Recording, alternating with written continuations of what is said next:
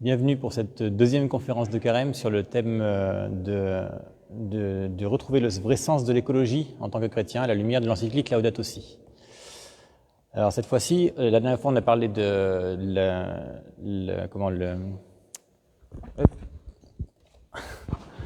peut-on opposer homme et nature. On a essayé d'éplucher un peu ça, notamment par rapport au texte fondateur de notre religion, sur l'explication un peu de la création de l'homme au moment de la Genèse. Maintenant, on va surtout essayer de comprendre à quel point la marque divine est inscrite dans la création et dans l'ensemble de la nature qui nous entoure. Voilà. Je propose de commencer par la lecture directement de cette prière de saint François d'Assise, qui est suffisamment belle pour être citée sans problème. « Loué sois-tu, mon Seigneur, avec toutes tes créatures, spécialement Messire, frère Soleil, par qui tu nous donnes le jour, la lumière. Il est beau, rayonnant, d'une grande splendeur. Et de toi, le Très-Haut, il nous offre le symbole. Loué sois-tu, mon Seigneur, pour sœur lune et les étoiles. Dans le ciel, tu les as formées, claires, précieuses et belles. Loué sois-tu, mon Seigneur, pour frère vent, et pour l'air, et pour les nuages, pour l'azur calme et tous les temps. Grâce à eux, tu maintiens en vie toutes les créatures. Loué sois-tu, mon Seigneur, pour sœur eau, qui est très utile et très humble, précieuse et chaste. Loué sois-tu, mon Seigneur, pour frère feu, par qui tu éclaires la nuit. Il est beau et joyeux, indomptable et fort. Loué sois-tu, mon Seigneur, pour sœur notre mère la terre, qui nous porte et nous nourrit, qui produit la diversité des fruits, avec les fleurs diaprées et les herbes. Loué sois-tu, mon Seigneur, pour ceux qui pardonnent par amour pour toi, qui supportent épreuves et maladies. Heureux s'ils conservent la paix, car par toi, le Très-Haut, ils seront couronnés. Loué sois-tu, mon Seigneur, pour notre sœur la mort corporelle, à qui nul homme vivant ne peut échapper. Voilà.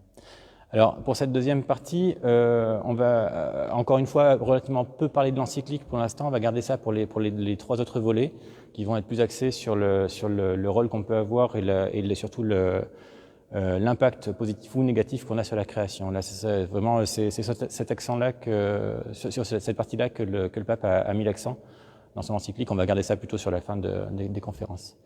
Là, on va vraiment. La dernière fois, j'ai essayé de vous pousser à la réflexion par rapport au rôle de l'homme qui a été donné par le Seigneur, en tout cas dans la Bible. Là, je vais essayer de vous faire partir avec un sentiment d'émerveillement vis-à-vis de tout ce qui nous entoure, parce qu'il y a vraiment de quoi. Vous allez voir, c'est assez étonnant. Alors,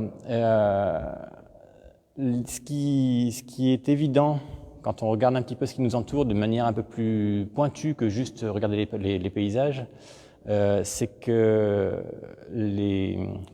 rien n'est organisé par hasard. Il y a vraiment des choses qui se dessinent au fur et à mesure. Plus on observe la nature, plus on va en profondeur sur le fonctionnement, sur les interactions qu'il y a dans le vivant, sur tout ça, plus on s'aperçoit que c'est ordonné. Et c'est fascinant de voir à quel point ça l'est. Notamment quand on parle souvent des écosystèmes, ce qui est fascinant avec les écosystèmes, c'est qu'ils sont capables de faire quelque chose dont nous, on est très difficilement capable, c'est d'arriver à subsister sans créer de déchets. Parce qu'un déchet pour l'un est une ressource pour l'autre dans un écosystème qui fonctionne, qui est équilibré et qui n'est pas justement déséquilibré par une activité qui va par un impact extérieur. Alors, pour aller un peu plus loin sur le côté ordonné et harmonieux de la nature, on ne peut pas faire autrement que passer par les maths, en fait, par les maths et la physique. C'est très, très curieux, mais on va pouvoir voir qu'il y a une vraie mathématique, en fait, dans le fonctionnement du vivant. Est-ce que vous connaissez les fractales? Est-ce que c'est un mot qui vous parle, les fractales? Peut-être pas pour tout le monde, c'est un terme un peu scientifique pour le coup qui dit qu'une fractale, c'est on prend un motif de départ, là juste un Y, tout simplement, hop, et puis à chaque fois on va dupliquer ce modèle comment dire, en partant sur l'étape d'avant. C'est-à-dire que la branche va devenir le tronc, en fait, et va générer deux branches, et etc. Un certain nombre de fois. Voilà. Un modèle très simple de fractal arrive déjà à une forme qui ressemble assez curieusement à un arbre, en fait. Là où ça devient intéressant, c'est quand on pousse un peu les paramètres. Tout de suite, c'est un peu plus flagrant encore. Et puis, pour peu qu'on altère un petit peu, encore une fois, les paramètres, là, c'est bien gentil, on est sur un modèle géométrique complètement. La géométrie vraiment symétrique dans la nature n'existe pas. Donc, ce qu'on va faire, c'est qu'on va intégrer un paramètre un peu aléatoire. On va varier l'angle d'ouverture des branches de plus ou moins 10 degrés, mettre un peu de couleur, et puis là, tout de suite, ça semble plus évident. On a vraiment une forme d'arbre qui se dessine. On pourrait presque trouver un arbre comme ça dans la nature, plutôt un parasol, juste comme ça. Mais voilà, on a vraiment une forme qui est très troublante, rien qu'avec un simple calcul mathématique. Voilà. Ce qui est intéressant, c'est qu'il y a, je ne sais pas si vous connaissez l'île de Socotra. Alors, je ne sais plus où c'est, je crois que c'est du côté de Madagascar, là-bas. Non, c'est au-dessus du Yémen. Au sud du Yémen. Voilà. Et il y a une île qui abrite une faune, une flore très spécifique. Parce qu'elle a été isolée il y a ça bien longtemps du continent, et la flore s'est développée sans trop de contraintes extérieures. Et il y a un arbre qui est très remarquable, qui s'appelle le dragonnier de Socotra, qui a cette forme typiquement fractale, et qui est une illustration parfaite de ce que c'est un modèle mathématique calqué sur le physique, sur le vivant. Voilà. À savoir que cet arbre-là a une sève rouge. C'est très curieux parce que quand on le coupe, on a l'impression qu'il saigne. Voilà. Alors, le modèle fractal, là, on est parti sur le modèle de l'architecture d'un arbre. On le retrouve de manière quasiment homogène dans par exemple, une feuille de fougère. On a toujours ce même modèle. Le plumeau représenté complètement par la feuille entière se retrouve dans ce qu'on appelle les folioles. Et même dans les foliolules, en fait, qui sont les découpages de ces folioles, on retrouve à nouveau des structures similaires au niveau des nervures. On a vraiment une décomposition. Le plus petit élément, la structure d'ensemble se retrouve dans chaque élément. Alors, avec le même programme que j'ai utilisé au début, là, pour le coup, juste en changeant un petit peu les paramètres à nouveau, on obtient ce genre de choses. On pourrait se dire que c'est quelque chose de très géométrique, et là, pour le coup, il n'y a pas tellement lieu de trouver ça dans la nature. Ben si, dans la feuille en elle-même. Dans la feuille, on trouve ces structures-là. Ça, c'est le lame d'une feuille.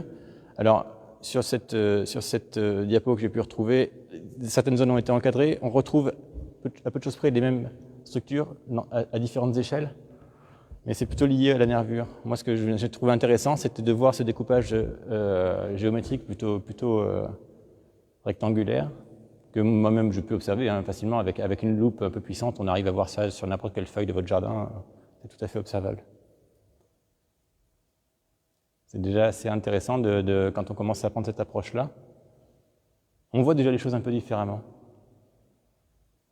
Le modèle fractal, ça peut se décliner aussi sous des motifs qu'a priori on ne trouve pas dans la nature. Sauf là. Regardez les motifs du coquillage. C'est quand même assez étonnant. J'ai découvert ce coquillage en préparant ce diaporama. C'est fascinant de voir qu'un motif qu'a priori on pourrait réserver uniquement aux salles de classe d'ingénieurs, mais en fait on le retrouve vraiment sur un coquillage qui est là depuis sûrement quelques millions d'années. Il n'y a pas eu besoin de faire les mathématiques. Alors ça peut aussi se décliner, le modèle fractal, sous des courbes plus ou moins ondulées. Là, c'est vraiment, on pourrait penser que c'est un éclair ou quelque chose comme ça, mais c'est quelque chose qu'on retrouve, que j'ai pu faire à l'ordinateur, tout simplement sur un petit programme, encore une fois. Et ça mène à un autre type d'observation, beaucoup plus proche de nous, en fait. Je ne sais pas si vous voyez la bordure. Alors, cette image est moins nette, je suis désolé. Ça, c'est un lichen, en fait, vu de très près. Regardez la forme de la bordure. On a vraiment cette forme-là, avec des circonvolutions qui rappellent le modèle fractal mathématique. C'est peut-être plus clair avec quelque chose que vous connaissez beaucoup plus, une scarole. simplement. Vous pouvez essayer de voir ça dans votre frigo. Enfin, je ne sais pas que vous ne gardez pas ça au frigo, mais en tout cas dans votre cuisine. Regardez ça. C'est surprenant quand même. On peut créer mathématiquement quelque chose avec un programme informatique qui ressemble à un légume. Il n'y a pas que la scarole. Hein. Le brocoli est concerné aussi. Hein. Hop, un arbre. Et puis sur chaque branche, un arbre. Et puis sur chaque arbre, un arbre. Sur chaque arbre, un arbre, etc. Ça, je vous engage avant de préparer votre salade, vous le coupez en deux comme ça et puis vous regardez. C'est fascinant. Faire des tampons aussi, hein, pour jouer avec les enfants, faire des tampons, le brocoli, le chou-fleur, c'est parfait. Des tampons en forme d'arbre, nickel. Alors, il y a un champion de toute catégorie hein, dans cette famille-là. On a la famille des... Ah, non, j'ai le nom. Des brassicacées, voilà, des choux. C'est le chou romanesco.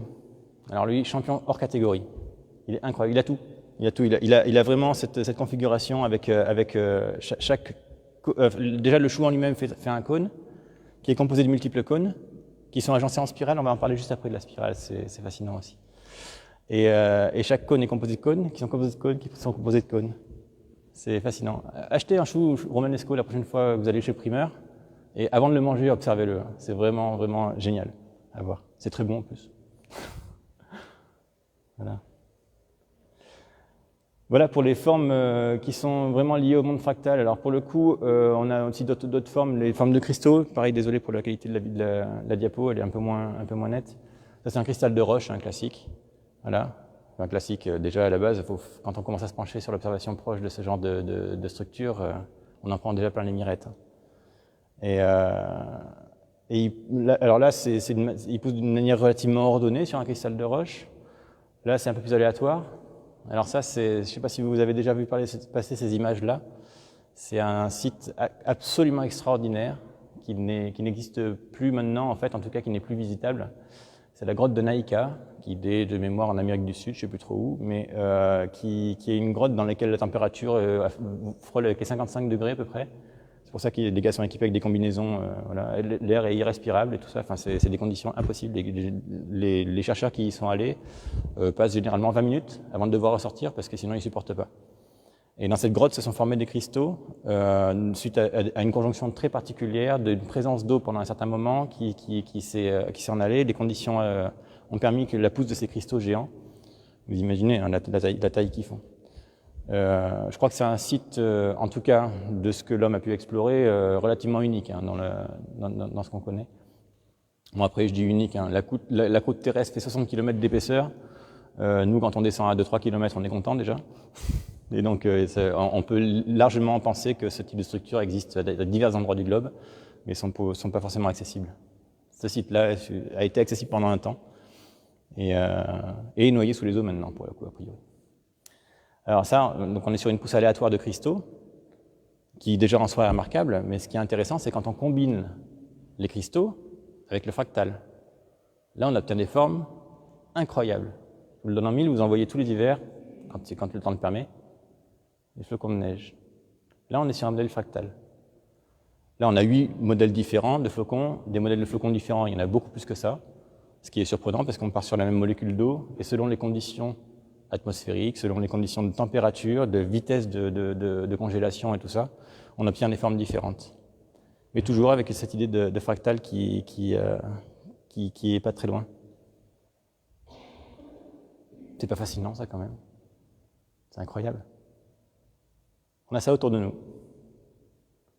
Alors on va revenir un peu sur le chou de romanesco parce que regarde bien comment sont disposés les cônes en question. Ils sont pas disposés par hasard. Ils sont vraiment disposés en spirale.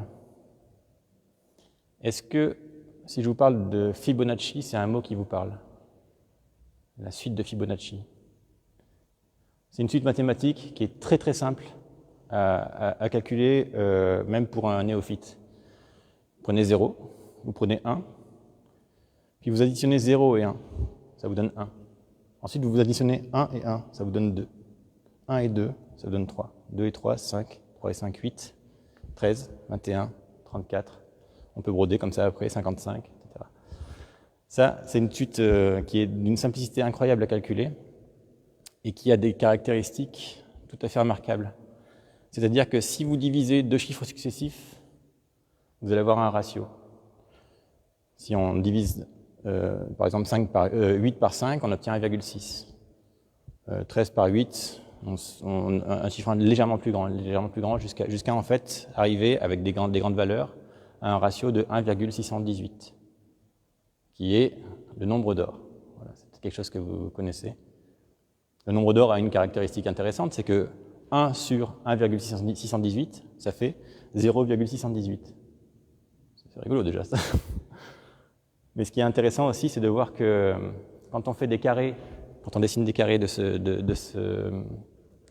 chaque nombre, auquel les côtés correspondent à chaque nombre, et qu'on trace un arc de cercle, on obtient une spirale. Vous voyez, on part d'un coin, on dessine un arc de cercle qui est conscrit dans le carré, et à chaque fois qu'on les ajoute, on obtient une spirale de plus en plus grande. C'est une forme déjà en soi très harmonieuse, et rien qu'en ça fait déjà quelque chose de remarquable.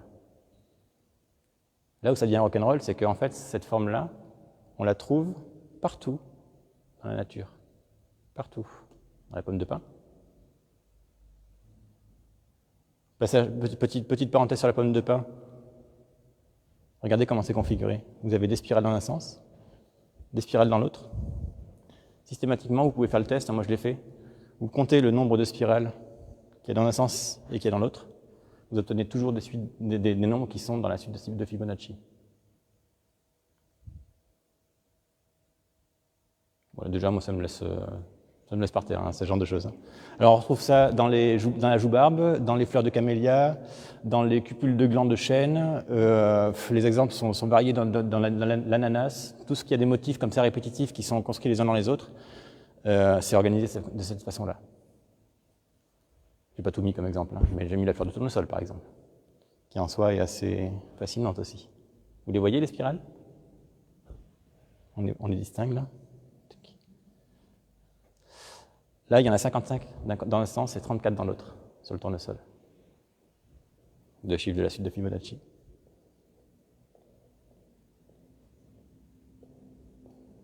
On retrouve cette forme de différentes façons aussi dans la nature. Ça, c'est une jeune pousse.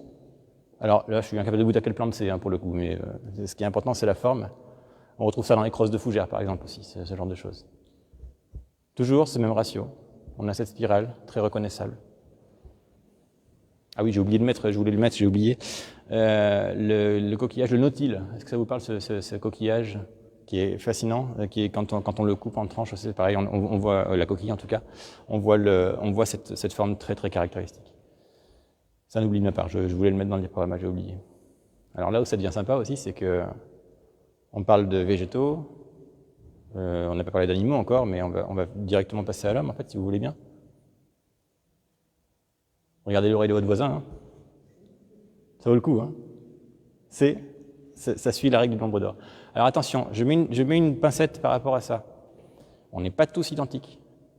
On a certaines asymétries dans notre corps, ce qui fait que si on cherche au sens strict du terme, cette personne-là a la chance d'avoir une oreille qui suit très très bien les courbes. C'est pour ça qu'il a été pris en exemple. C'est pas le cas de toutes les oreilles. Attention, c'est pas pour autant que l'oreille est moche. C'est qu'on a chacun notre identité et notre unicité. Voilà. Mais il n'y a pas que l'oreille qui est concernée par cette spirale-là et par ce nombre d'or. Alors revenons sur le nombre d'or, tout simplement le ratio 1,618, la hauteur du nombril par rapport à la hauteur du corps, suit le ratio 1,618.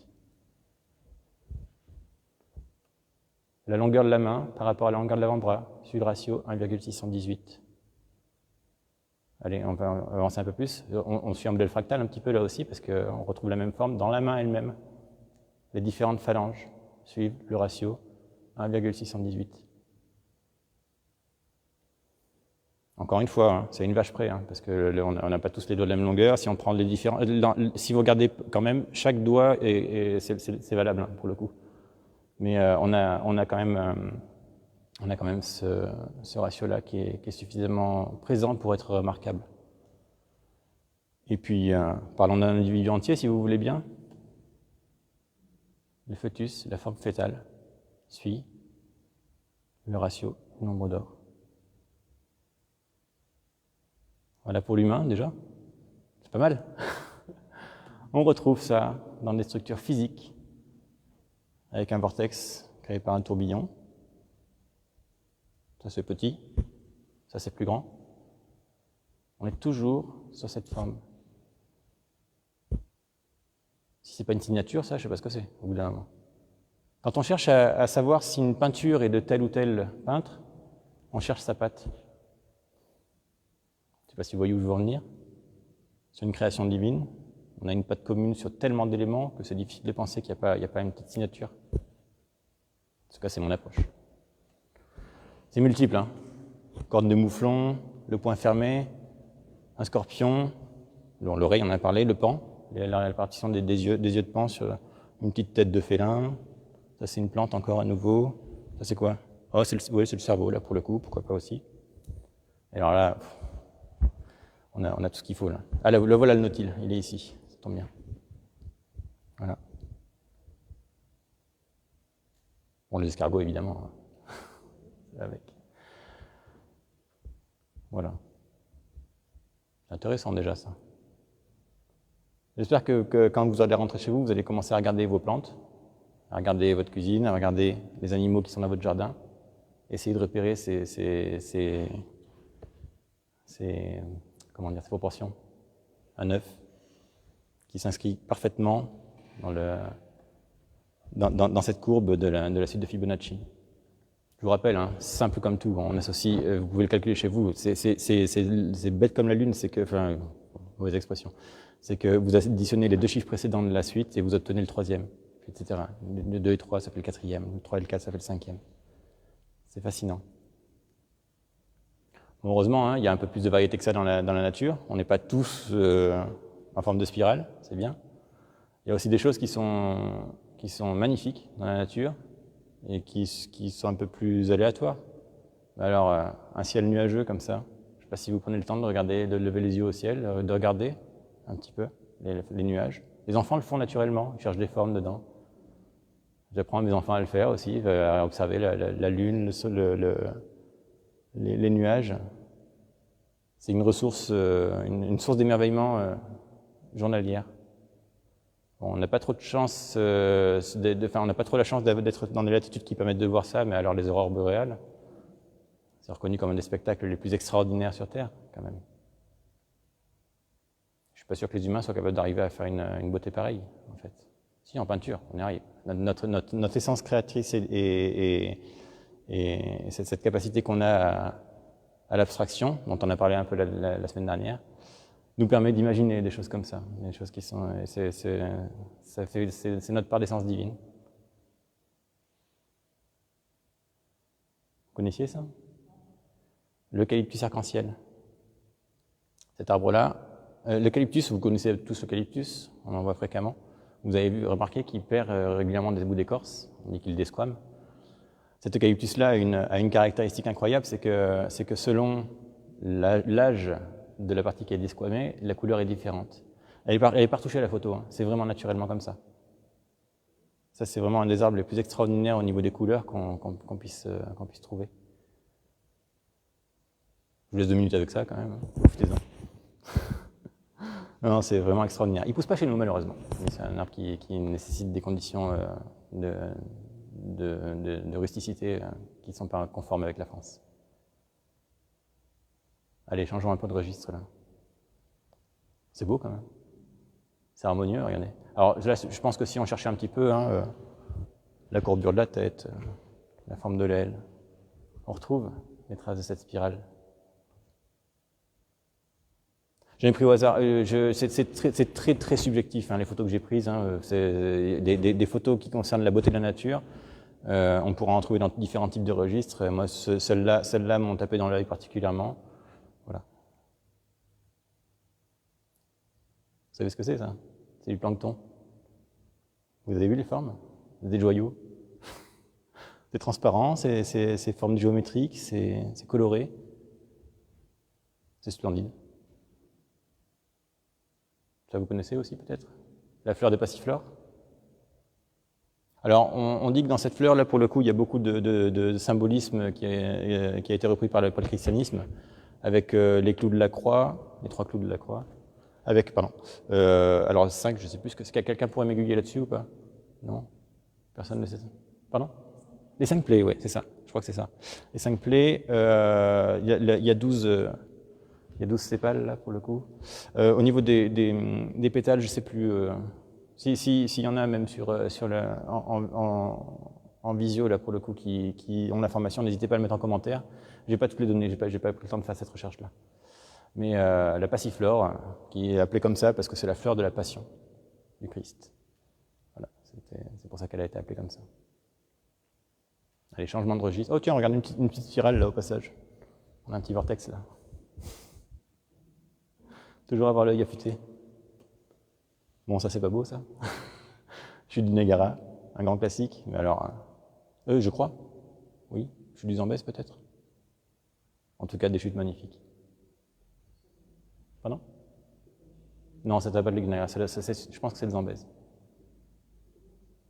Oui, c'est vrai, exact. Là, c'est la baie d'Along. Je crois que c'est un des plus beaux paysages que je connaisse. C'est juste somptueux. Ouais. Pas besoin même des paysages comme ça, on en trouve même plus proche de chez nous. Hein. Ça pourrait être une vallée des Alpes, pourquoi pas? Je sais pas. Non, je n'ai pas tellement de commentaires à faire sur ces photos-là. Elles parlent d'elles-mêmes, en fait, si vous voulez. C'est juste beau, en fait. C'est merveilleux. Au vrai sens du terme. Bon. Qui reconnaît, là? Fujiyama, le mont Fuji, au Japon.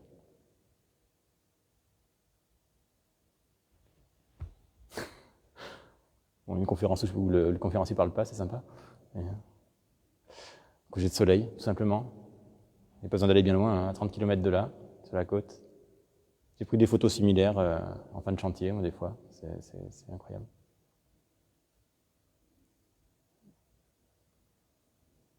Puis juste pour finir avec les visuels, hein, l'arc-en-ciel. J'ai fini par celle-ci parce que c'est tellement magnifique que ça a été pris en symbole de l'alliance de Dieu avec son peuple. Excusez du peu.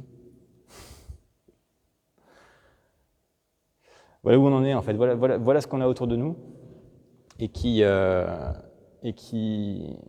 constitue notre cadre de vie. Alors, comme je vous ai dit, c'est pas du tout exhaustif. Hein. Des photos comme ça, des constatations comme ça sur l'harmonie de ce qu'on a autour de nous, il y en a à foison autour de nous. Prenez le temps. Je ne sais pas si vous avez pris le temps chez vous, ou vous avez sûrement fait étant petit, mais ça fait longtemps que vous n'avez plus pris cette peine-là de vous mettre à genoux dans l'herbe et de regarder ce qui s'y passe. Le nombre de bestioles qu'on voit, tout est organisé, tout est beau. Regardez une fleur de près. Moi, ce que je fais, ah non, je l'ai pas ici. J'ai une loupe x10, une loupe compte-fil. On trouve ça très facilement maintenant sur Internet, pas de souci. Regardez les petites fleurs de myosotis, des choses comme ça, des détails. Ah. Oui. Ah, super. Il y a la couronne d'épines. La couronne d'épines pour la passiflore. Oui, les 3 clous. Le fouet. Le marteau et les 5 plaies. Merci. Ouais, c'est la symbolique est forte dans une seule fleur, qui est faite par une plante, on retrouve des choses assez étonnantes. Alors après, on est bien d'accord que ce genre d'apposition entre une fleur et une histoire, c'est un fait humain, c'est la manière de le raconter. Mais c'est intéressant de voir que sur un seul objet vivant, un seul être vivant, on retrouve autant de symboliques qui sont liées à notre foi, en fait. Voilà. Est-ce que vous avez déjà quelques petites remarques ou questions ou observations, de choses que vous avez pu voir aussi que j'aurais pu omettre?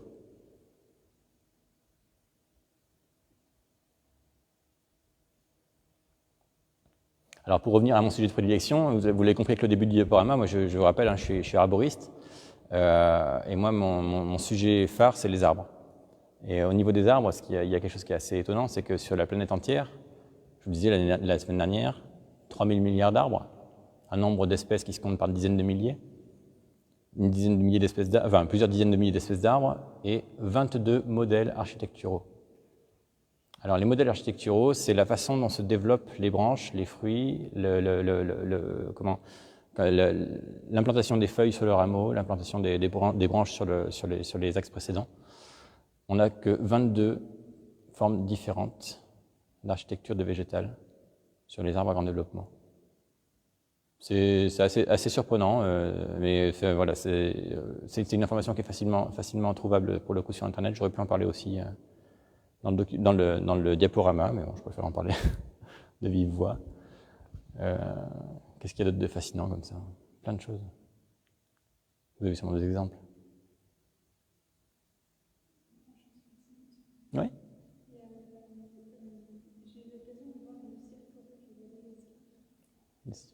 Non, le cirque rouge, ça ne dit rien, à Madagascar.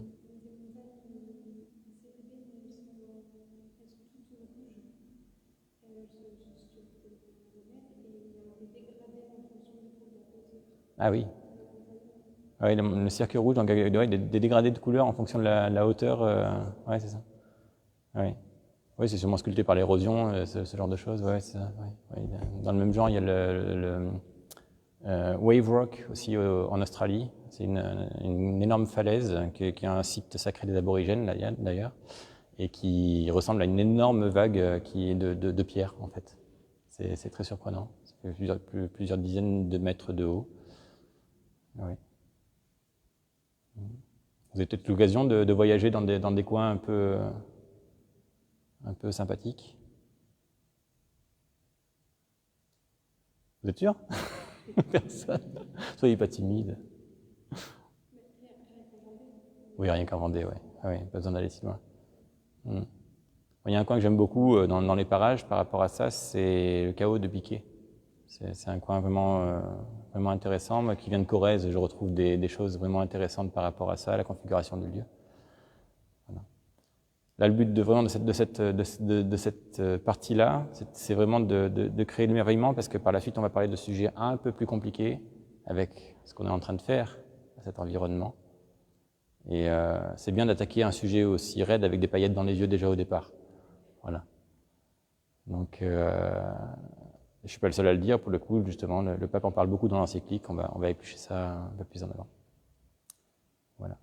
C'est tout pour moi ce soir. Après, si vous avez d'autres questions, c'est avec plaisir, mais là, je vous laisse avec ça.